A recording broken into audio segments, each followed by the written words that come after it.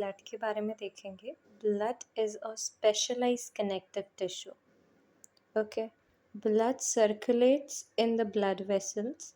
Blood accounts for about 7% of total human body weight.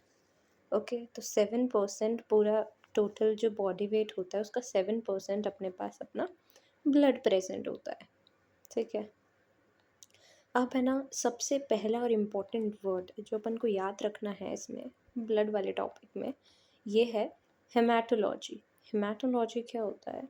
Branch of medical science which deals with the study of blood and related disorder, जिसमें अपन blood की study करते हैं और उसके related जो भी अपने पास डिसऑर्डर्स होते हैं, जो भी अपने पास डिजीज़ेज़ होते हैं, वो सारे अपन देखते हैं। इसको बोलते हैं हेमाटोलॉजी।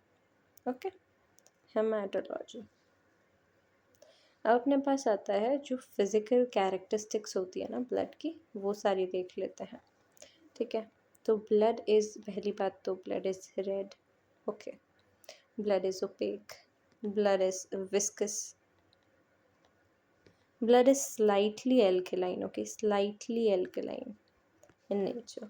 Slightly alkaline कैसे हुआ? Slightly alkaline ऐसे हुआ क्योंकि इसका जो pH होता है ना, ब्लड का जो pH होता है वो होता है अपना 7.35 से लेके 7.45 तक। अप्रॉक्सीमेटली अपन 7.3 7.4 बोल सकते हैं। सो ये इसका अप्रॉक्सीमेटली इतना होता है, इसलिए अपन इसको स्लाइटली एसिडिक बोलते हैं। ठीक है, specific gravity is also present in the blood. अब जो वॉल्यूम होता है ब्लड का in human body is 5 to 6 litres in male, whereas 4 to 5 liters in female. Right, now let's see the function of blood.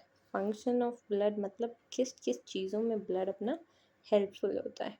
सबसे पहले अपन देखते हैं जो अपने पास है ट्रांसपोर्ट ऑफ ब्लड।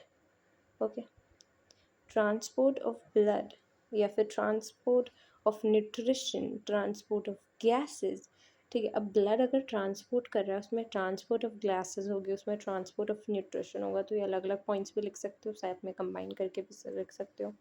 अब ट्रांसपोर्ट ऑफ गैसेस में अपन बात करें तो ट्रांसपोर्ट ऑफ गैसेस में blood transfer of gases like O2 CO2 from lungs to the cell और from the cells to the tissues, ऐसे ट्रांसपोर्ट होता रहता है। ठीक है, जैसे सेल से टिश्यू में ट्रांसफ़र हो गया।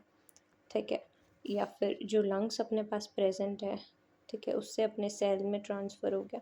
तो ऐसे ट्रांसपोर्ट होता रहता है। अब देखिए अपन ट्रांसपोर्ट ऑफ न्यूट्रिशन का, कि न्यूट्रिशन भी अब ब्लड में तो प्रेजेंट होते हैं, चाहे वो स्मॉल क्वांटिटीज़ में ही क्यों ना हो। ठीक है, तो वो अपने सेल्स या टिश्यू में ट्रांसफ़र होते रहते हैं। अब जो ब्लड होता है वो रेगुलेट करता है अपनी बॉडी में बहुत सारी चीज़ों को, जैसे पीएच को, टेम्परेचर को, वाटर वॉल्यूम को, और पूरे बॉडी के वॉल्यूम को। बॉडी डिफेंस में हेल्प करता है, एक्सक्रीशन में हेल्प करता है। Excretion point is important. ठीक है, excretion of waste product, maintenance of acid and base balance में मेंटेन करने में, एसिड बेस की बैलेंस मेंटेन करने में हेल्प करता है। रेगुलेशन ऑफ ब्लड प्रेशर में हेल्प करता है। राइट, अब let's see the composition of blood, कि ब्लड कैसे कितने कंपोजिशन में प्रेजेंट है अपनी बॉडी में। ठीक है, तो फिर एक बार सारे पॉइंट शॉर्ट में बता देती हूँ। फंक्शन में अपने पास होता है transport of gases, transport of nutrition, then अपने पास आता है help in regulation of pH, water defence, water balance, transport of nutrition में जैसे टिश्यूज़ और सेल्स में, ट्रांसपोर्ट ऑफ गैसेस में जैसे O2 CO2 में। ठीक है, और फिर अपने पास ये भी आता है कि जो रेगुलेशन होता है वो होता है, रेगुलेट टेम्परेचर को भी करता है, बॉडी डिफेंस में हेल्प करता है, वेस्ट मटेरियल के एक्सक्रीशन में हेल्प करता है, वेस्ट प्रोडक्ट के एक्सक्रीशन में हेल्प करता है, और बॉडी बैलेंस को मेंटेन करता है, जिसमें balance of acid and base होते हैं, रेगुलेशन ऑफ ब्लड प्रेशर करता है। ये शॉर्ट में बता दिए। अब अपन देख लेते हैं composition of blood. Composition of blood, तो ब्लड में अपने पास जो कंपोजिशन है इसमें 55% अपने पास प्रेजेंट होता है प्लाज्मा, राइट। और अपने पास 45% जी प्रेजेंट होता है अपने पास ब्लड सेल्स। 55% अपने पास प्लाज्मा और 45% अपने पास प्रेजेंट होते हैं ब्लड सेल्स।